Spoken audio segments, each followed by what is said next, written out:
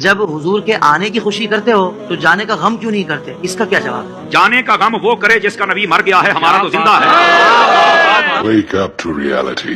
مدینہ کا سب سے روشن دن وہ تھا جس دن آپ صلی اللہ علیہ وسلم مدینہ تشریف لائے تھے۔ مدینہ کا سب سے تاریک دن وہ تھا جس دن آپ مدینہ چھوڑ کر رب کے سامنے پیش ہو گئے۔ صحابہ کرام کو یقین نہیں آ رہا۔ عمر رضی اللہ تعالیٰ عنہ فرماتے جو کہے گا کہ اللہ کے رسول صلی اللہ علیہ وسلم فوت ہو گئے، میں اس کی گردن اڑا دوں۔ آپ اسی طرح اللہ سے ملاقات کے لیے گئے جس طرح موسیٰ علیہ السلام گئے تھے، کچھ دیر میں آپ واپس آ جائیں۔ ابوبکر صدیق رضی اللہ تعالیٰ عنہ حجرے میں داخل ہوئے، چہرے پر چادر تھی، وہ چادر ہٹائی، آپ کے ماتھے پہ بوسہ دیا اور ساتھ میں فرمایا اللہ کی قسم اللہ آپ پر دو موتیں کبھی جمع نہیں کرے۔ باہر نکلے، لوگوں کو مخاطب کیا اور تاریخی جملے کہے، من کان یعبد اللہ فإن اللہ حی لا يموت ومن کان یعبد محمدا فإن محمدا قد مات۔ جو اللہ کی عبادت کرتا تھا اس کو جان لینا چاہیے، وہ ہمیشہ سے زندہ ہے، سب کو قائم رکھے ہوئے ہے، اس کو موت نہیں آنی۔ جو محمد صلی اللہ علیہ وسلم کی عبادت کرتا تھا وہ جان لے، آج محمد صلی اللہ علیہ وسلم وفات پا چکے۔ ساتھ آیا پڑی وما محمد الا رسول، محمد صلی اللہ علیہ وسلم اللہ کے رسول کے سوا کچھ نہیں۔ قد خلت من قبلہ الرسل، آپ سے پچھلے رسول بھی اس دنیا سے چلے گئے۔ افإن مات او قتل انقلبتم على اعقابکم، اگر آپ فوت ہو جائیں یا شہید کر دیے جائیں کیا تم اپنی ایڑیوں پر پھر جاؤ گے؟ ومن ينقلب على عقبیہ فلن يضر اللہ شیئا، جو اپنی ایڑیوں پر پھرے گا وہ اللہ کو ہرگز کوئی نقصان نہیں پہنچا سکتا۔ عمر رضی اللہ تعالیٰ عنہ نے آیت سنی، گھٹنوں کے بل گر گئے اور کہنے لگے مجھے ایسا محسوس ہوا یہ آیت آج میں پہلی مرتبہ سن۔ آپ صلی اللہ علیہ وسلم اللہ کے حضور پیش ہو گئے۔